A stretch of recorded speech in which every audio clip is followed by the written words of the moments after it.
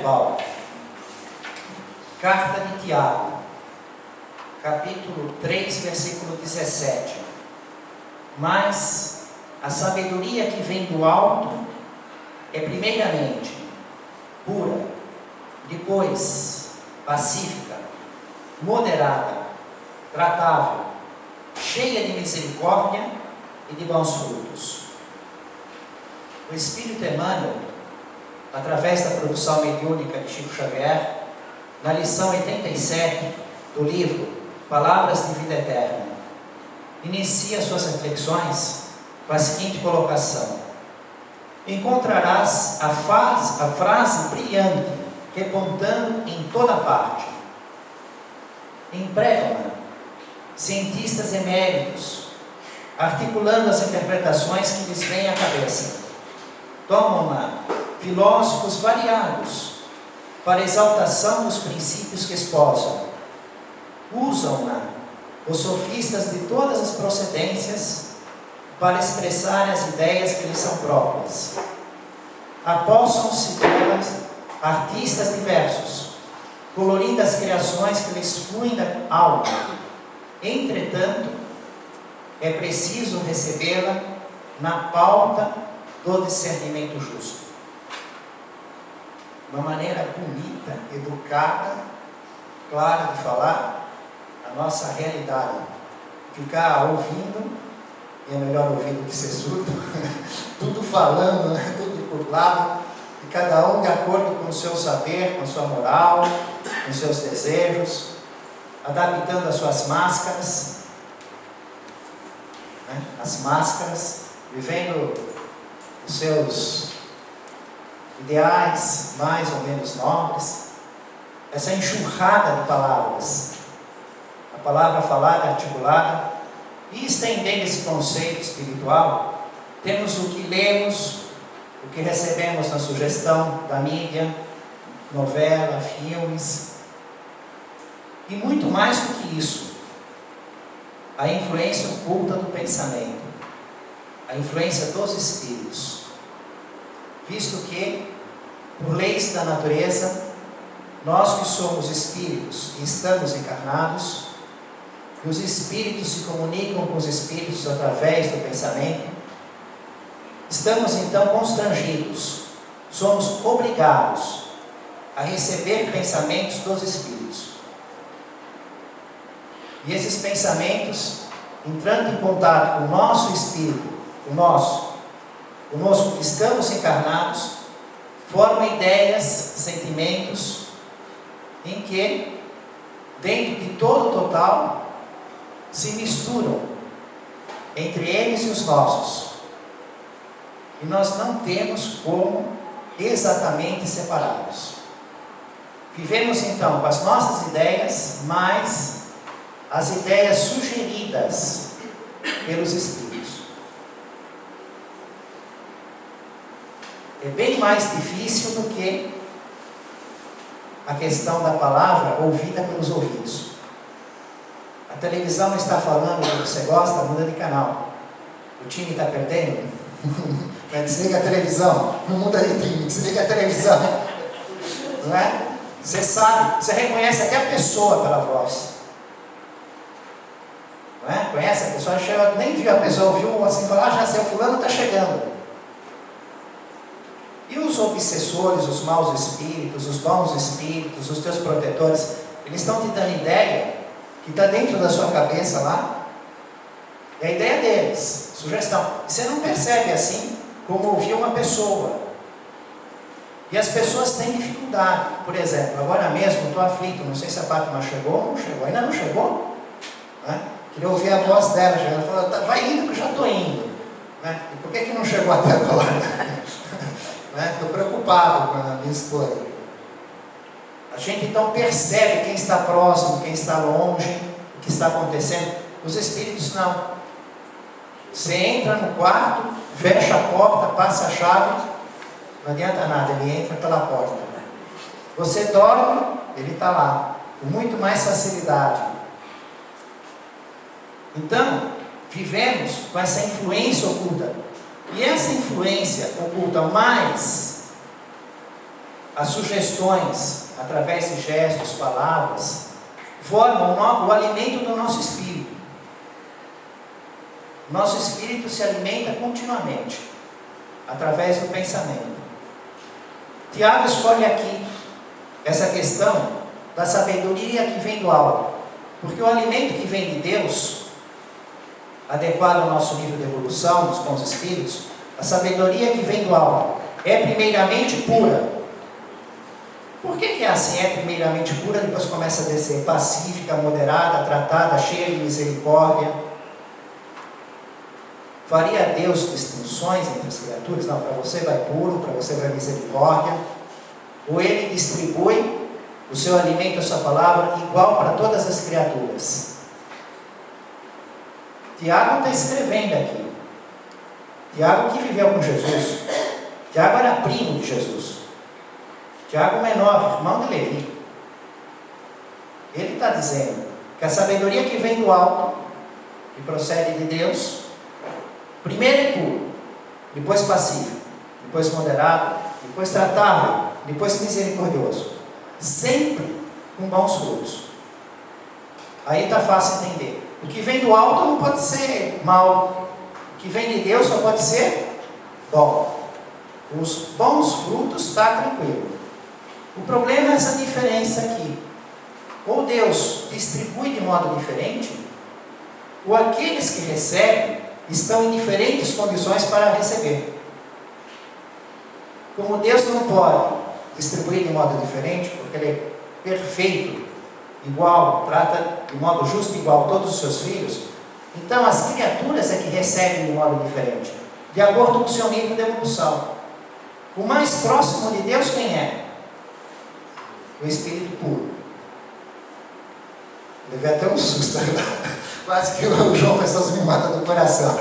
O mais próximo dele, ele me apontou. Claro, ele está falando de Jesus. Aí caiu a palavra, mais próximo dele, ele me apontou. O quê? Não, está falando de Jesus.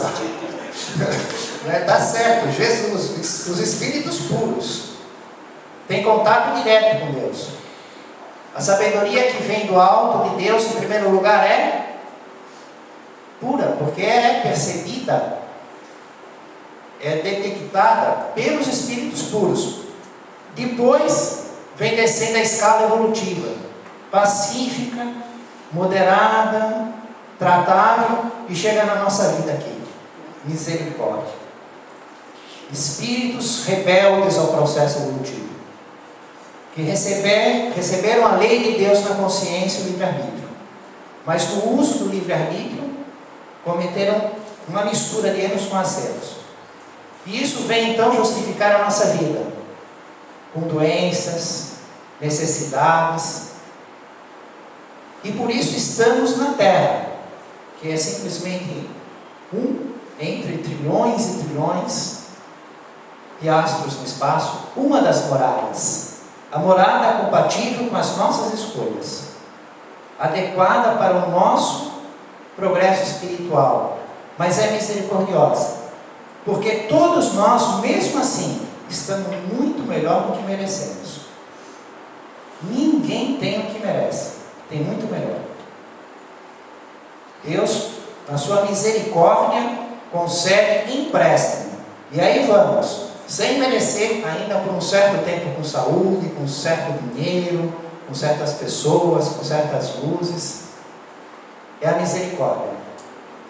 Então, em vistas dessa realidade de estarmos na Terra e convivermos com os pensamentos dos espíritos, dos homens e também o que vem do alto, se torna condição sine qua non de analisar cada coisa. Todo mundo é livre para falar, nós estamos ouvindo. Os espíritos estão no nível evolutivo do planeta, têm facilidade de penetrar os ambientes, entram em contato conosco espiritualmente, sugerem pensamentos. Os bons espíritos vão procurar nos estimular a desenvolver as virtudes e combater as imperfeições morais e a esclarecer a nossa mente. E os maus espíritos vão procurar manter as pessoas na ignorância que se encontram, se possível aumentar a ignorância, a desenvolver vícios e explorá-los através do vampirismo e combater as virtudes. Logo, a necessidade de vigiar, estar atento, controlar, para analisar e escolher. E orar, estar falando com Deus, para poder fazer a escolha. Né? Pai, dá uma dica. Tem 5 opções. Né? Bom, a A e a D não é, já fica 3, já está facilitando. Depois vem uma outra dica. A escolha nós vamos fazer. Mas essa conversa com Deus, o orar e vigiar, né, nos facilita para realizarmos a melhor escolha. Não te enganes com discursos preciosos, muitas vezes desprovidos de qualquer sinal construtivo. Aqui está vindo uma outra dica. Então, além de, na conversa com Deus, nós recebemos do Pai certo auxílio para a nossa vida, nós também podemos ficar observando a construção daquelas palavras, as obras. É possível que não consigas identificar de pronto as intenções de quem fala, porque o lobo ele pode vestir a pele do carneiro, e você olha, que carneirinho bonito, que ovelhinha linda. Aí você vê uma outra ovelhinha passando por lá, e a ovelhinha linda come a outra. Nossa, parecia o lobo. Aí você olha direito, passa nas demais, peraí, é um lobo? De primeiro momento, a gente é enganado com facilidade. Inclusive, Allan Kardec, na sua pesquisa, observava e treina os médios, no livro dos médios, na revista Espírita, para não ficarem desesperados, não ficarem desanimados, porque mesmo os bons médios seriam enganados. Não teria médico que não seria enganado. A questão é, você percebeu que você foi enganado? Ótimo, você aprendeu com a experiência. Agora você já tem meios para ser, é mais difícil de te enganar, mas não está livre de ser enganado. Porque nós estamos longe de ter o conhecimento, a perfeição. Só Jesus não poderia ser enganado. Ele já tinha todo o conhecimento possível da evolução de uma criatura. Mas como nós temos um conhecimento parcial, estamos no exercício do contato com os espíritos, então todo médium vai ser enganado. O problema não é ser enganado, é acreditar que aquilo está certo, e sempre acreditar que aquilo está certo, e ainda passar o certo como errado para frente. Tem que ficar verificando, aqui houve um engano, então repara, e serve de experiência para ser menos enganado. Entretanto, pode-se observar os resultados positivos da ação de cada conversador. Ele fala, de princípio ele pode estar até enganando, levando na conversa, né? Mas aí nós vamos ver na sequência o que aquilo resulta. E pelos frutos que pendem da árvore da vida de cada um, sabes perfeitamente a escolha que te convém. Lembra Jesus que fala que pelos frutos se conhece a árvore, e que a árvore boa só pode dar bons frutos, e que se o fruto é ruim, a árvore é má. Então observamos os frutos, o resultado de todo aquele palavreado, de toda aquela influência, e aí temos condições de realizar a nossa escolha. Mas vamos ver na carta algumas ideias que ele coloca no geral da carta. Carta de Tiago. Se um irmão ou irmã estiverem nus e necessitarem do pão cotidiano, extrema pobreza, sem vestes e sem alimento, e algum de vós lhes disser, ide em paz, aquentai-vos e fartai-vos, e não lhe derdes o que é necessário para o corpo, que lhes aproveita? Assim também a fé, se não tiver obras, é morta em si mesma.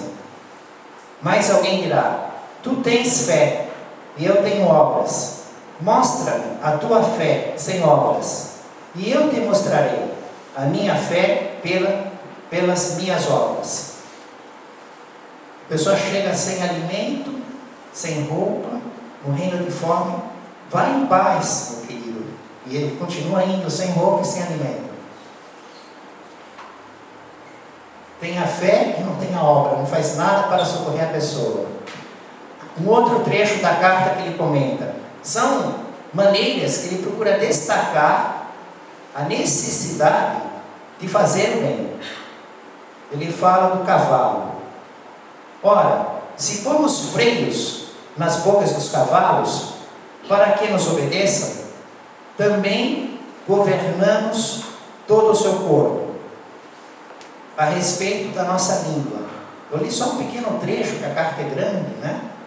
E ele fala da nossa língua, porque a língua acaba sendo um instrumento. Imagina se cortar a língua, a pessoa não fala. Então o espírito pensa e fala, não é assim? A pessoa, o homem pensa e fala e usa a língua. E pela língua então saem as boas palavras, saem as verdades, saem a luz. E também sai a mentira, sai a falsidade. E olha, se você para conduzir o cavalo, você põe na boca e controla ele. E que devemos fazer do mesmo jeito com a nossa língua. Não imaginar que tem aquela freia, puxa, opa, se controlar a língua. Vede também os barcos, que sejam grandes, elevados por impetuosos ventos. Eles, sob a ação de pequenino leme, se voltam para onde quer a vontade do timoneiro. Ele compara o tamanho da embarcação a vela no vento. Mas o que dá direção é uma coisa tão pequena.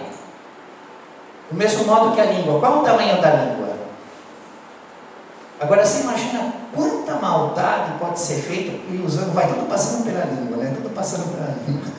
Se cortar a língua, não passa nada, fica mudo. Não é assim? Uma coisa tão pequena, no entanto, pode fazer uma diferença enorme.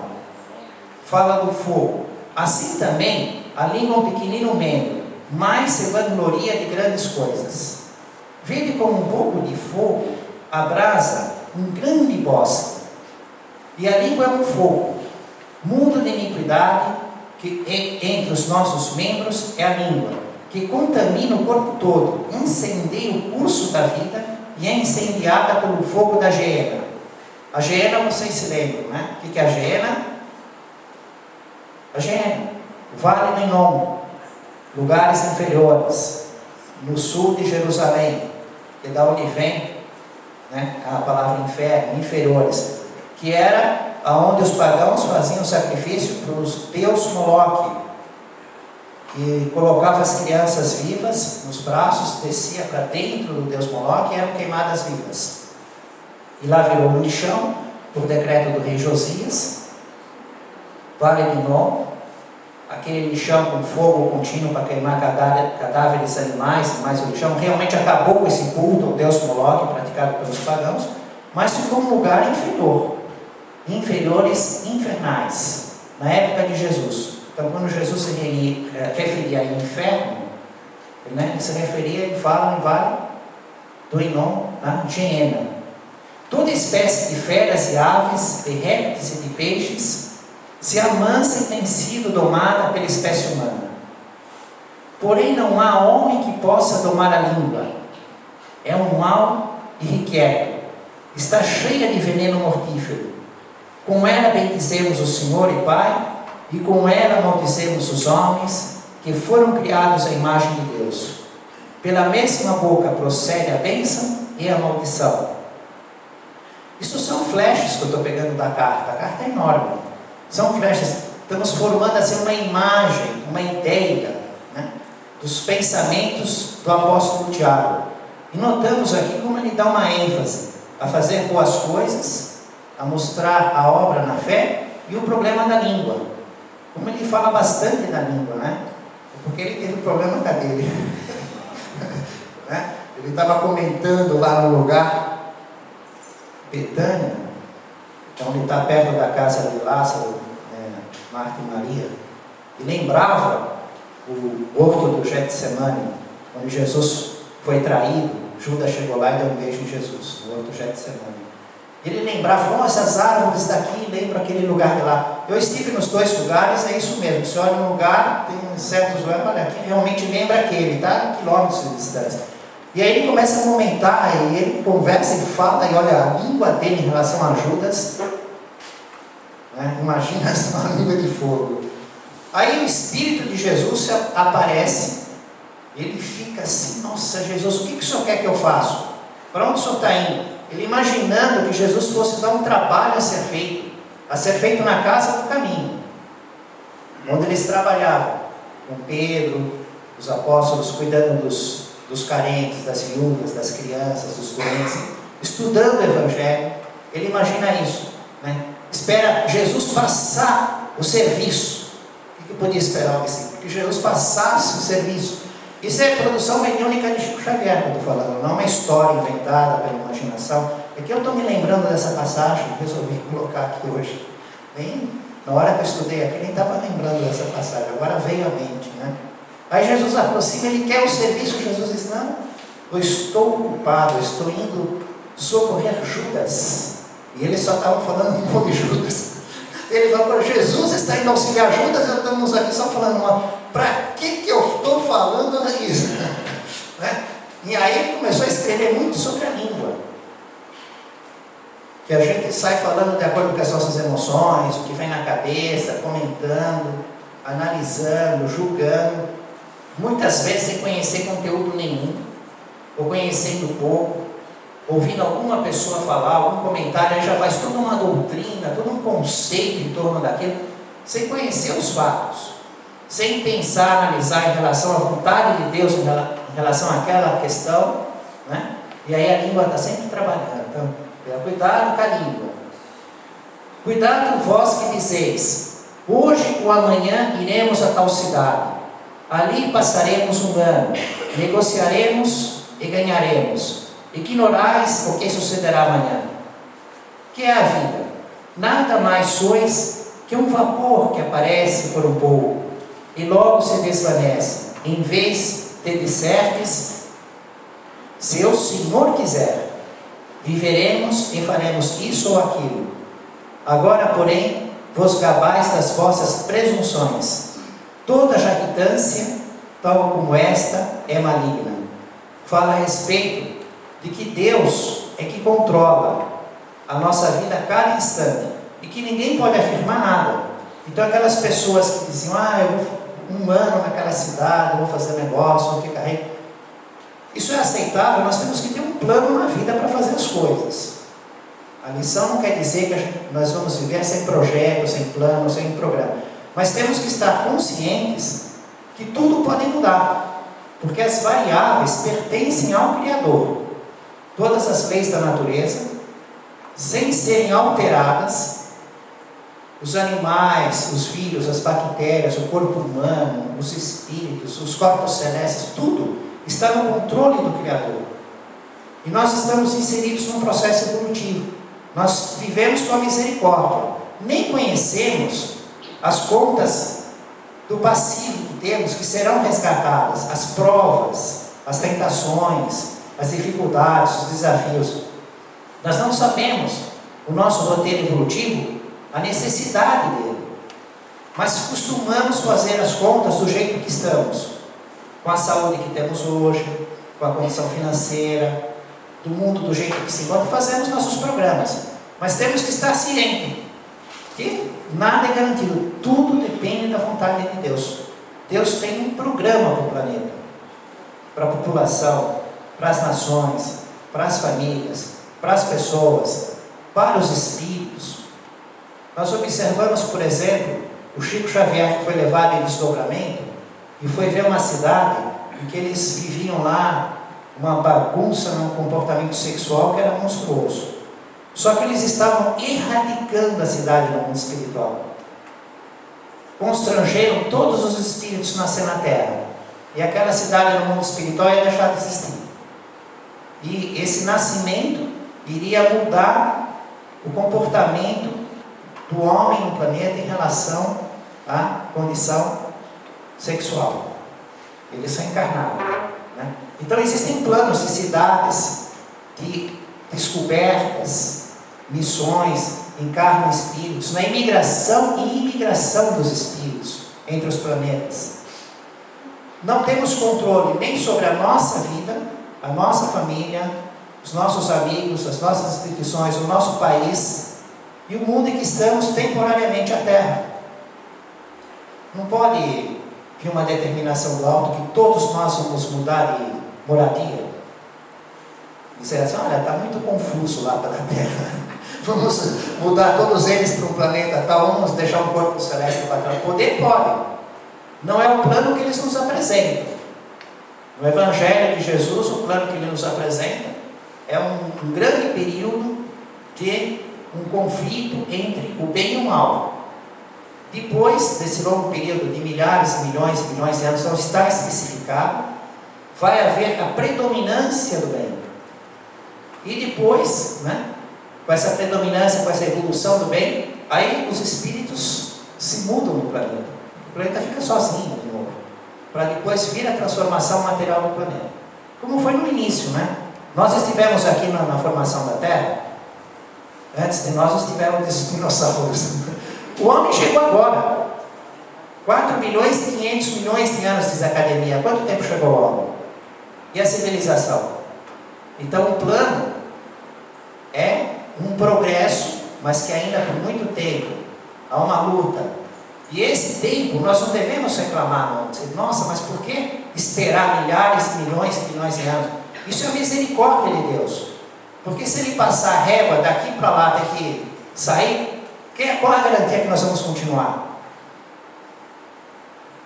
Ele passou uma régua aí, ó. Não pode nascer no corpo humano e comer outro humano. Alguns séculos atrás, não pode nascer mais aqui e fazer isso, tem que fazer isso no outro planeta. Nós estamos comendo boi, galinha, não é? E se ele passar que não pode ter ciúmes, não pode ter plano de vingança,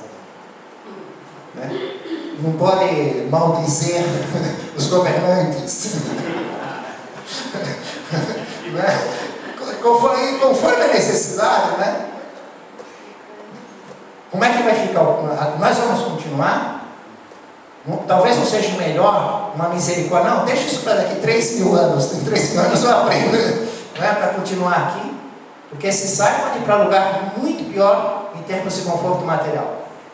Mas Jesus tem no seu Evangelho, a respeito do alimento, o alimento verbal, que é uma essência, O alimento verbal é uma essência. Nós estendemos por todo tipo de alimento. Alimento do pensamento, da água. Em Evangelho de Mateus nós vamos ter: quem vos recebe, a mim me recebe, e quem me recebe, recebe quem me enviou. Quem recebe um profeta, por ser profeta, receberá recompensa de profeta, e quem recebe um justo, por ser justo, receberá o prêmio de um justo.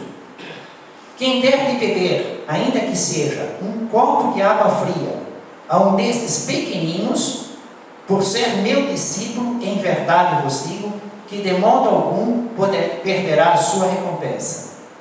Nós observamos aqui a condição de um nível, de uma hierarquia. O profeta, o justo e o pequenino. Ele fala, profeta, quem recebe profeta vai ter recompensa de profeta. E quem recebe justo? Vai ter recompensa de justo. E quem recebe? E fala dos pequeninos. Então existe um símbolo espiritual em relação a essas condições. O profeta é aquele que recebia a palavra de Deus, mas contato direto com Deus só o Espírito puro, consciente, é Jesus. Nós podemos receber contato, mas não percebemos. Vivemos e existimos em Deus, mas os espíritos puros têm esta condição. Então, os bons espíritos, os espíritos superiores, inspiram, se comunicam, se mostram e falam para os homens que estão em certa missão, que seriam os profetas. O justo é aquele que observava o mandamento, os 613 mandamentos, a lei escrita mais a tradição oral, e procurava viver cumprindo com aquilo. Tinham condições de ler, de meditar, de interpretar os textos, e buscavam respeitar aquilo. Nós temos o justo, o Zacarias, pai de João Batista. Justos. E os pequeninos que Jesus fala, aqueles que eram discriminados, perseguidos, humilhados, impuros, de acordo com o ponto de vista humano. Mas o que nos importa nesta passagem é a questão que Jesus fala da água fria. Porque a água, para nós, né, a água fria, nós temos até lá no filtro em casa. Pago o aluguel lá, vem lá da marca gelada, normal, temperatura ambiente. Então colocamos na geladeira, e a água é o nosso banho, regrar o jardim, a água. Mas para os judeus, na época de Jesus, não. A água era um elemento importantíssimo, porque ela era usada para ritual de purificação. Sem a água, você não faz o ritual de purificação. E sem estar purificado, você não pode manter relação com Deus. Então, na sinagoga, em casa ou no templo, eles tinham que mergulhar em água. Mergulhar em água. E já começa com João Batista. O próprio Messias, o Cristo ungido por Deus, ele vai utilizar mergulhar, que batizar quer dizer mergulhar, colocar tudo dentro da água, mergulhar. Então João que mergulhava as pessoas, por isso que o nome virou João Batista, era só João. O Espírito diz para ele: você vai para o Rio Jordão, fica pregando arrependimento dos pecados, porque se anuncia o reino dos céus. E a água, que é o símbolo sagrado, no livro da criação ela aparece em primeiro lugar. A água parece até que já existia nesse livro, porque Deus faz até a luz. Faça-se a luz se fez. Faz o primeiro dia até o sexto. Em todo momento Ele está fazendo animais, o homem. A água parecia já existir, mas tem que ser feita por Deus, porque Deus faz todas as coisas. Então a água foi feita por Deus. Se não foi feita por Deus, foi feita por quem? Ela se fez sozinha? Ela foi feita por Deus, mas no livro sagrado da criação, ela estava lá, Deus paira sobre as águas, separa as águas de baixo das águas de cima e faz o elemento seco, árido. É a origem de tudo, a água. Então, e usar a água, Jesus vai até João Batista para ser um sinal. O Espírito diz para João: vai até o Rio Jordão e fica pregando. Quando o Messias chegar, nós vamos te dar um sinal. Ele vai te procurar para ser mergulhado. E depois Jesus fica vendo os seus discípulos mergulhando. Ele mesmo nunca mergulha ninguém, mas de acordo com a compreensão espiritual dos seus discípulos, ele permite, ele vê e permite que os seus discípulos fiquem batizando, mas ele não batiza ninguém, ele não mergulha ninguém na água. Ele se utiliza desse mergulho para ser um sinal de identificação de que ele é o Messias, além do Espírito que se mostra como forma de pombo, e a voz que vem do alto, que confirmam para João que aquele é o Messias. Ele passa a ficar Jesus como o Messias. E a água então é sagrada para lavar os objetos, e não é qualquer água. É qualquer água? Não. Tem água que servia para o ritual de purificação, a água viva. Tem água viva e a água fria.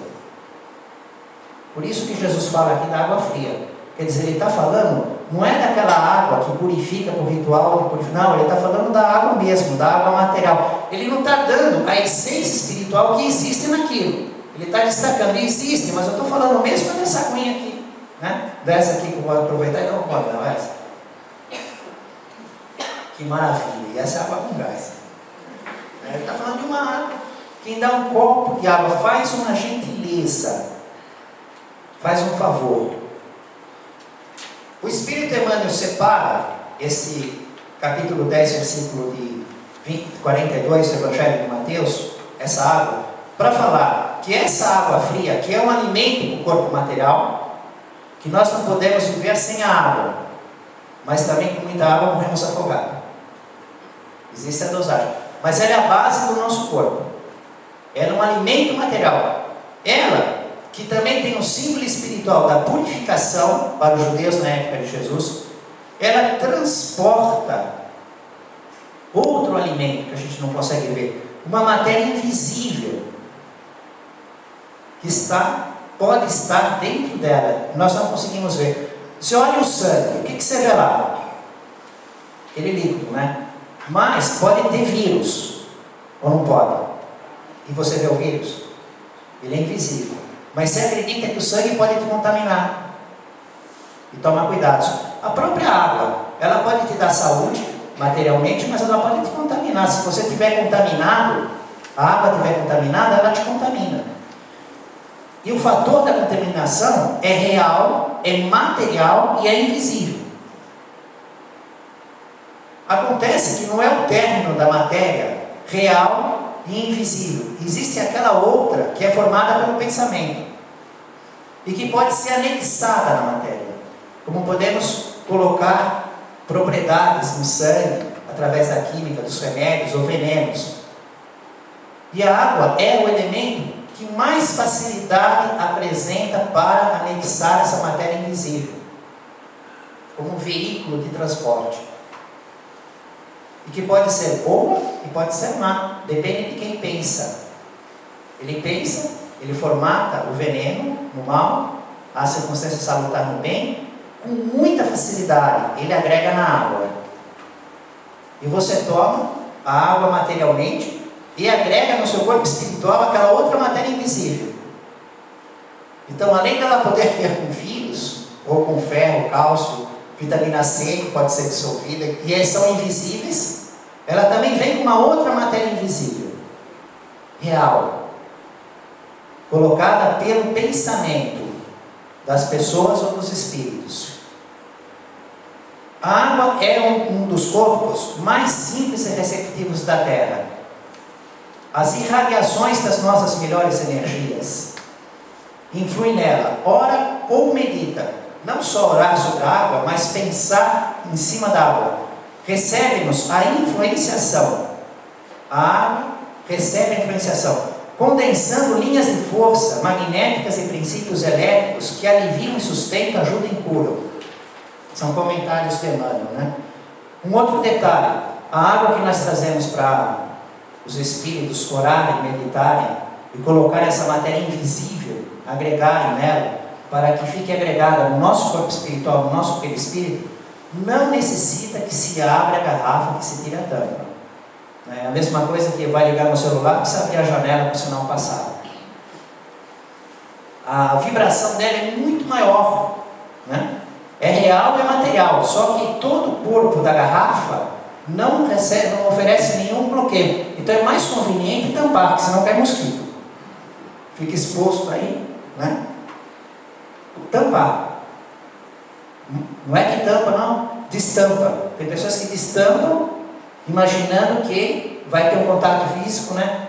Na realidade, essa dimensão dessa matéria, ela vibra muito mais alto, não aparece na nossa instrumentação, como aparecem os vírus, as bactérias, podem ser detectados nos exames acadêmicos da nossa ciência atual, mas ela existe e causa efeitos, e ela ganha propriedade de acordo com o pensamento. A própria água já muda muito a propriedade dela conforme nós mudamos as forças, e não precisa ir no mundo espiritual, fazemos aqui mesmo.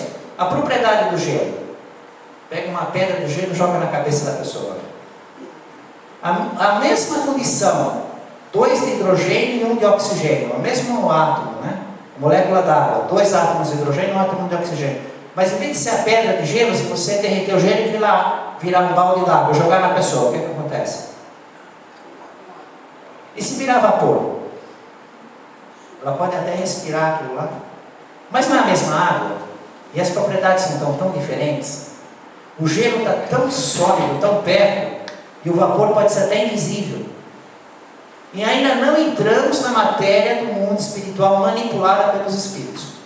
Por falar em água, esses 15 minutos finais da nossa reflexão vão para o livro Nosso Lar, exatamente por isso que escolhemos esse tema hoje, porque temos lá no Bosque das Águas. O curso é feito de quinta-feira, às 3 horas da tarde, na Casa Esperança. Eu aqui só seleciono alguns itens para rapidamente fazermos algumas reflexões, né? São flashes nos capítulos, que nem fizemos na carta de Tiago. Vamos ao grande reservatório da colônia. Essa colônia é no mundo espiritual, uma cidade com suas realidades materiais, mas a matéria é numa outra dimensão, como existem os raios solares, componentes que nós não vemos, as ondas de raios celulares, que é material e causa influência na nossa vida, mas estão numa outra intensidade vibratória. Então a cidade, a colônia do Nosso Lar, lá observará coisas interessantes, verá que a água é quase tudo em nossa instância de transição. Aqui tem algo interessante, a transição. Porque quando fala em nosso lar, muitas pessoas pensam, nossa, um paraíso. Nosso lar, não. É só uma cidade de transição. Já nos encanta. Não é que quem não quer morrer para o nosso lar. Já nos encanta. Mas ainda é bem humilde a posição delas. É só uma cidade de transição. E eles esperamos o aeróbus. Mal me refazia da surpresa. Quando surgiu, grande carro, suspenso do solo a uma altura de 5 metros mais ou menos e repleto de passageiros. Ao descer até nós, à maneira de um elevador terrestre, examinei-o com atenção. Não era máquina conhecida na Terra. Constituída de material muito flexível, tinha enorme comprimento, parecendo ligada a fios invisíveis, em virtude do grande número de antenas na tolda. Mais tarde, confirmei minhas suposições, visitando as grandes oficinas do Serviço de Trânsito e Transporte. Aqui tem um problema enorme. Por quê? As pessoas faziam uma ideia que o mundo espiritual era muito vago, não tinha nada, os espíritos ficam olhando a nossa vida, não existem instrumentos, objetos. E vem falar aqui de um aeróbus, ainda mais no ano de 1943. Nós estamos em 2016, há 73 anos atrás. Hoje, por exemplo, quando fala assim, parecendo ligar a fios invisíveis, com Wi-Fi, a gente sabe do que ele está falando. Ninguém mais quer fio em casa. Você quer fio em casa? Passando pela parede, já quer a rede do Wi-Fi, tudo sem fio, não é? Hoje nós conhecemos essa realidade, a comunicação e objetos, o controle remoto da televisão. Mas quando o livro foi publicado em 1943, isso daqui era muito forte para a cabecinha daquela época.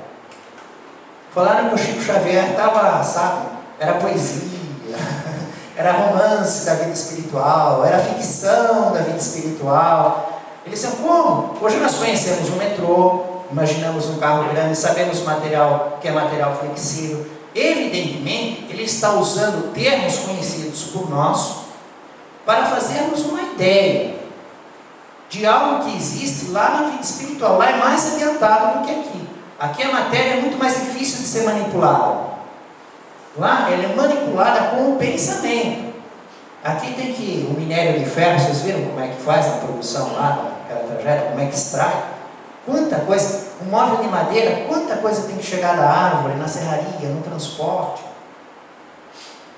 A dificuldade de trabalhar, extrair a matéria-prima, industrializar, comercializar.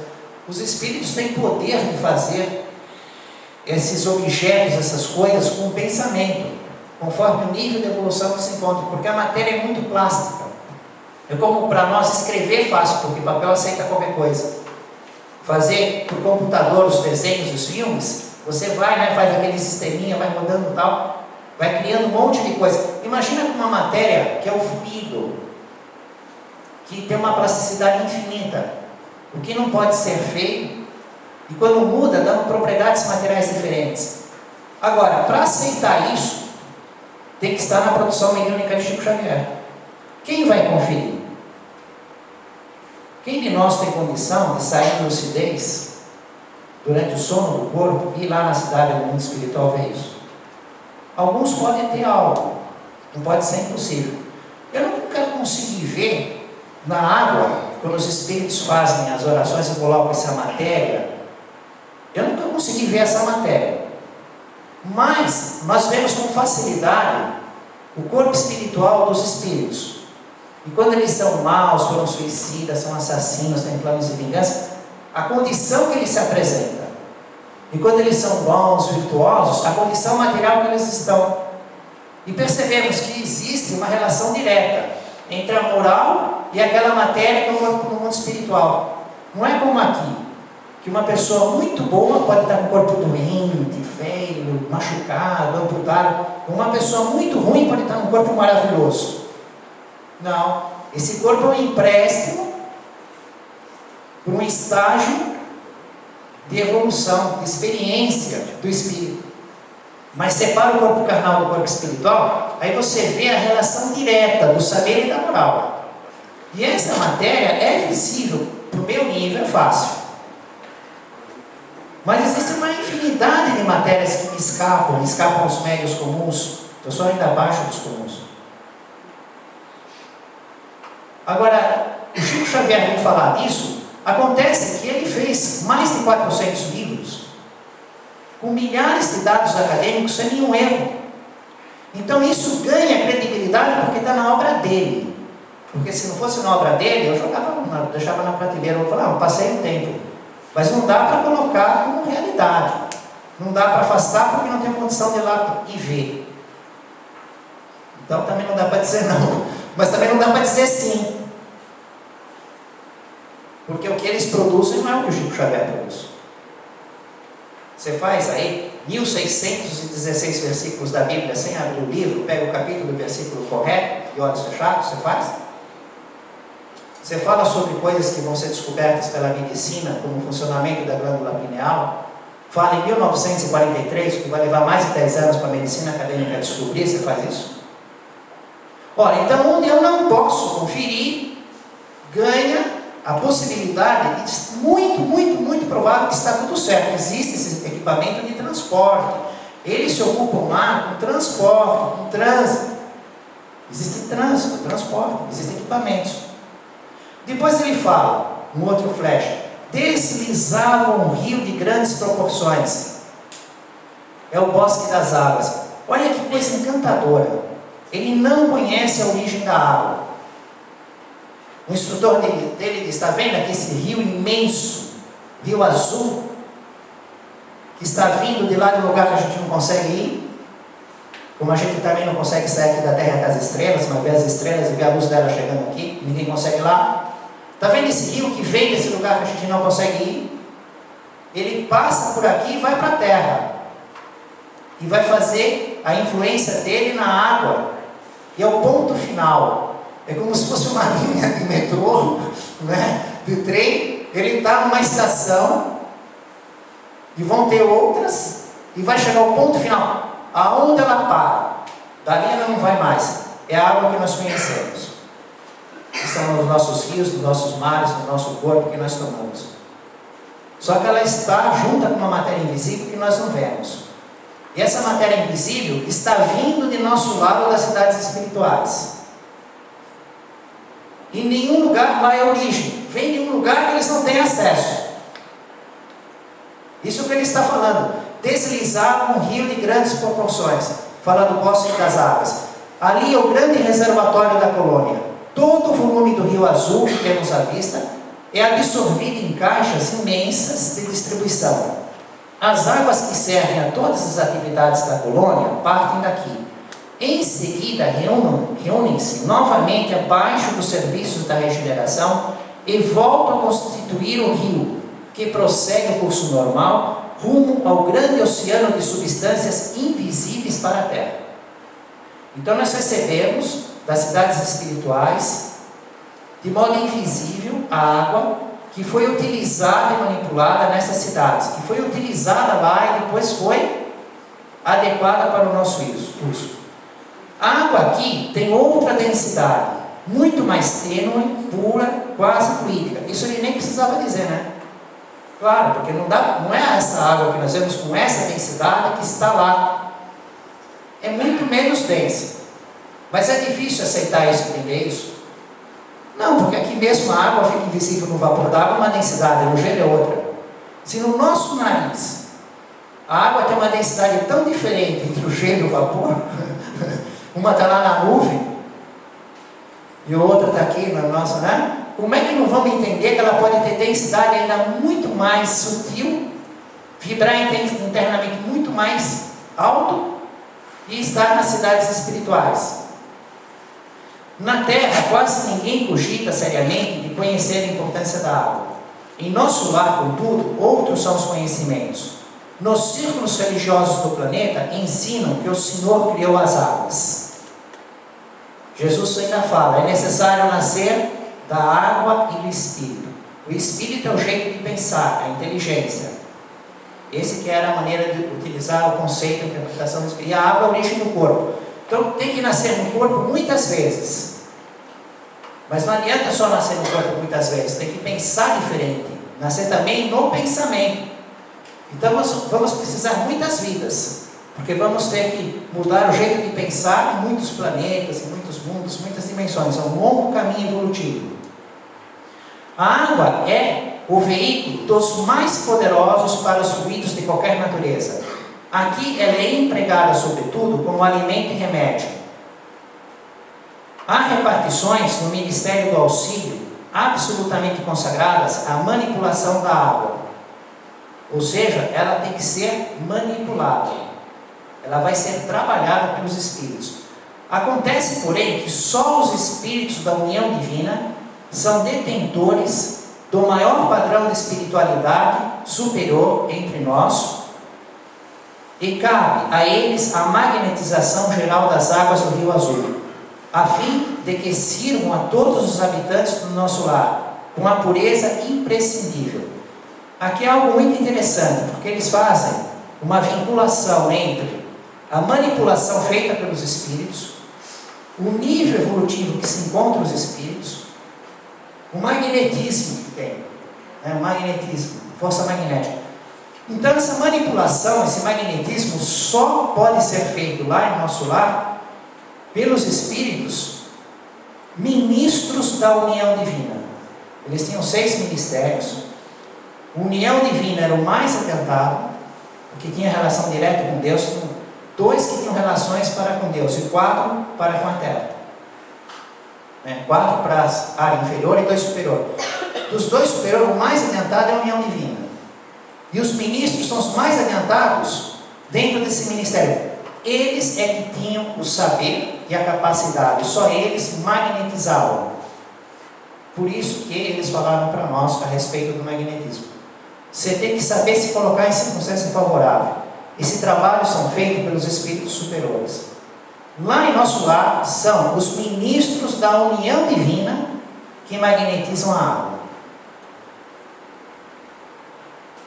Os ministros da união divina que são os magnetizadores. E só eles têm a capacidade, o conhecimento e a moral. Inclusive é o trabalho material desse ministério. O raro trabalho material que faz esse ministério. Essa manipulação. E depois, no 8º item que eu separei aqui, para os nossos serviços, encerrando as nossas reflexões. Aliás, eles estão me dizendo assim, uma coisa antes de terminar aqui, é que no passe, naqueles trabalhos na água fluidificada, tem um livro do Chico Xavier, acho que é Mecanismos da Mediunidade, que fala a respeito do trabalho que eles fazem no nosso sangue, por causa da parte líquida, da presença da água. Então a água, ela facilita tanto, né? Ela é um veículo, mas ela também pode ser por mal, porque ela agrega aquilo que foi colocado nela. Então, se tiverem maus espíritos pensando e meditando em volta, também ela vai causar doença. Mas os bons espíritos que realizam os nossos tratamentos, no passe, na fluidoterapia intensiva, no tratamento intensivo, eles trabalham muito no nosso sangue porque encontram a presença acessível da água. Compreenderá então que a água, como fluido criador, absorve em cada lar as características mentais dos seus moradores. Agora está falando bem da nossa casa, né? Onde nós moramos, com quem vivemos, o que conversamos, aonde trabalhamos, o que fazemos. A água, no mundo, meu amigo, não somente carrega os resíduos do corpo, mas também as expressões da nossa vida mental. Então, conforme estão sendo nossos sentimentos, nossas palavras, nossas ações, nós estamos formatando a propriedade dos alimentos e da água que está em nossa casa, nos ambientes que vivemos, e estamos agregando aquilo no nosso corpo espiritual. Se existe algo tóxico, o nosso corpo espiritual for muito adiantado, ele dissolve isso. Vem a sombra para a luz, ele dissolve. Mas se o nosso corpo for só meia boca, né, for uma mistura de sombra com luz, ele pode ficar contaminado. Será nociva nas mãos perversas, útil nas mãos generosas. E, quando em movimento, sua corrente não só espalhará bênção devida, mas constituirá igualmente um veículo da providência divina, absorvendo amarguras, ódios e ansiedades dos homens. lavando-lhes a casa material e purificando-lhes a atmosfera íntima. A água, como veículo que transporta o pensamento, que é utilizada fartamente pelos Espíritos, que nos dizem que é o mais poderoso veículo, e nos explicam que a prece é o mais poderoso recurso de auxílio para dar a qualidade nesse mais poderoso veículo. E estudando hoje o alimento verbal, aqueles que vêm da palavra, e a palavra também é uma das formas de se orar, ficamos com um material imenso para pensar em casa. Esse alimento, que temos algumas opções na nossa geladeira, no nosso fogão, eu tenho lá meu pão italiano esperando para ir para o forno, né? Mas além do corpo, nós como espíritos, nos alimentamos continuamente de pensamentos, dos nossos pensamentos e da sugestão mental dos espíritos que nos cercam. E somos o que comemos. Família espiritual de Jesus, no caminho do reino dos céus, em nome do Mestre Jesus, louvado seja Deus.